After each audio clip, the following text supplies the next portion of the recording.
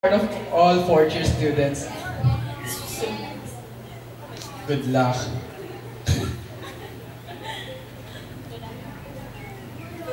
Ako ah.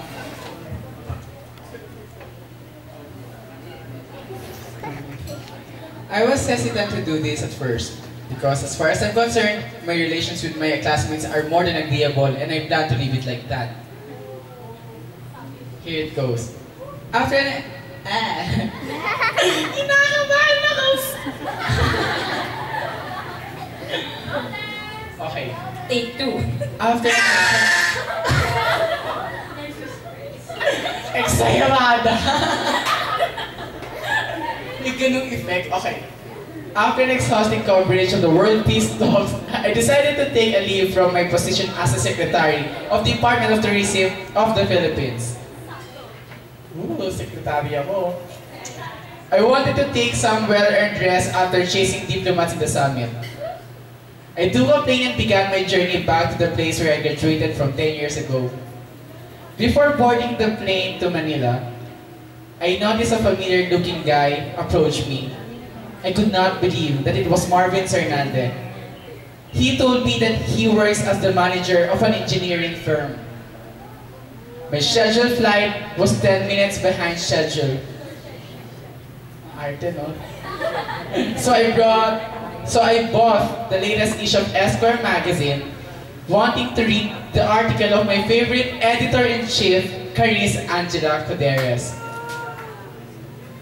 I scanned the pages and a beautiful picture caught my eye with a caption, Janine Isabel Cantea in fashion industry and Christina Grace Gamlanga in technology are the chosen career woman of the year. Where she looked as beautiful. Oh, they look as beautiful as they were 10 years ago.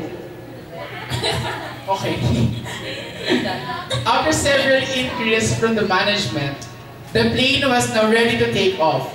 I sat on 19 near the aisle and decided to take a nap.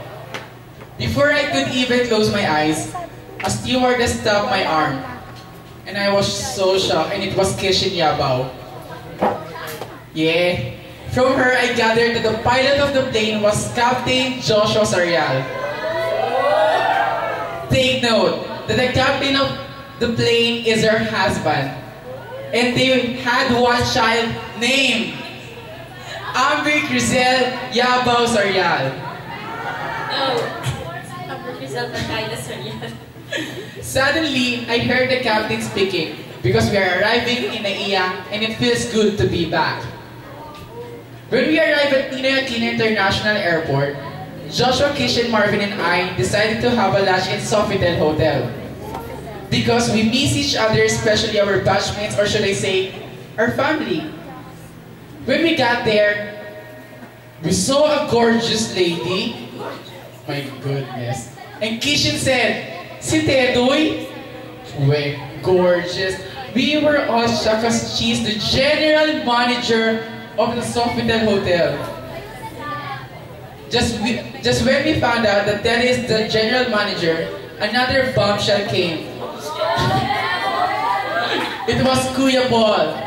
He is now the head chef of the hotel. We talk about everything and it's like tomorrow will be the end of the world. And I told them, tara, magplano tayo mag-reunion. Tingnan natin kung ano na ang mga buhay ng Orifielites.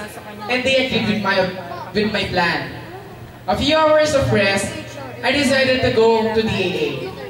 For the first time after graduation, I was terribly shocked that seeing pregnant Miss Rosa Era for her 5th baby. And Mrs. Michelle Vicade-Chan for her 3rd baby. To my surprise, looking young as ever, my God, these teachers never grow old. From them, I learned that I was in time for a class reunion at EDSA Shangri-La.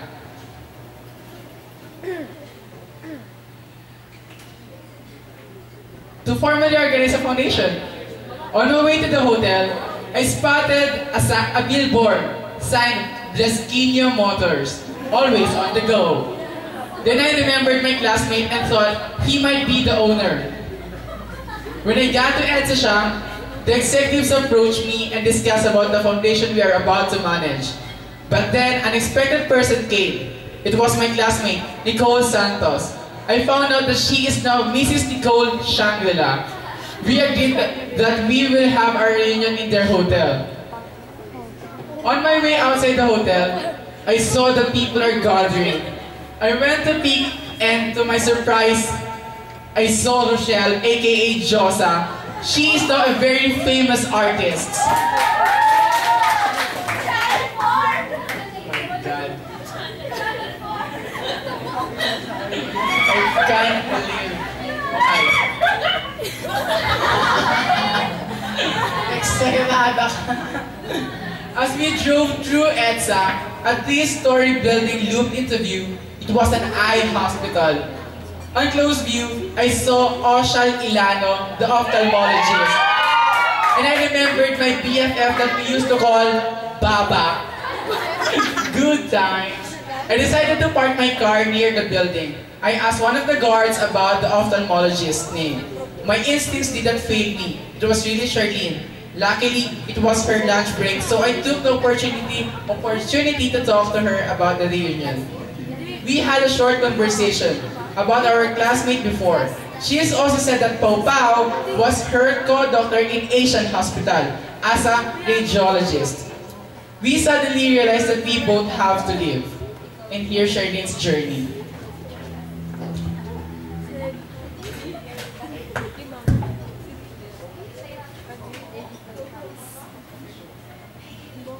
I am now about to fetch my son, Dylan Patrick, a nursery student in Ateneo de Manila University. As I was passing by the hallway, a familiar face caught my eye. What caught my attention more is that he is with Dylan. I came closer to look who was that person, and to my surprise, it was Jason Lee. Our Korean classmate is now an English professor. Wow. I also learned that Super is now the coach of the basketball team in Ateneo. While driving way back home, there's an advertisement about a European cruise line along EDSA. I'm not mistaken that it is Hennessy Luis Galero, the head of the famous cruise line. I was more surprised when I also saw Ara Marcaida and Christine Gantia as the supervisors on the said cruise line. I took the contact number on the advertisement to inform my former classmates about the reunion. Finally, the day came, the most awaited reunion of the Orifielites. The first person who came to the venue was Rochelle, as usual. Since we were in 4th year, she really is an early bird. While Ara, Hennessy, and Christine Pearl just checked in the hotel. The next person to come was Joshua and Kishin, followed by Janine and Christina. When almost all of us was there at the venue, we started having conversations about our present life. First, Hennessy said that, "Kadarating lang namin dito sa Philippines kagabi, kaya dito na kami nag-check-in. Isa na pala akong head ng isang European cruise line. Kasama ko nga sina Ara at Tim doon kaya medyo hindi na ako na-homesick. And take note, supervisor na yung dalawang yan. Ikaw, Nikki, kamusta naman ang pagiging Mrs. Shangri-La mo? Paano kayo nagkakilala?" Nikki said, "Okay lang naman, nagkakilala kami kasi pareho kaming mahilig mag-bake."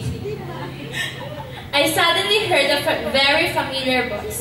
It was Noel, and he was talking to Alfred. He said, "Yes, I established my business while studying law." Rochelle dropped everybody's attention when she said that she will be having her 3rd major concert in Araneta called Prima Josa. She also said that, "I would like to thank Veronica for my fabulous outfit. Thanks, Janine." While we are already having fun, we noticed that 2 of our classmates were still not at the venue. Now, revelation. A few moments later, a Porsche car had caught everyone's attention. Everyone was looking to who that person was. We all laughed when we saw Super get out of his car. because we feel like we were watching a suspense movie trying to figure out who the killer was. But we wondered when Super went to the other side of his car, opening its door, a gorgeous and stunning lady wearing red stilettos stepped out of the car. Everyone was really shocked and surprised when we finally saw who that lady is. The gorgeous and stunning lady wearing red stilettos to step out of Super's car was... Who do you think? It was Cristel. Yes, Cristel, who we used to call Tedoy. Of course, all of us were so intrigued about this revelation. Terry said, kahit ako nga up until now, I can still believe na magkakabalikan kami ni Chang. Super said, dapat lang no, almost 4 years kaya kita niligawan ulit.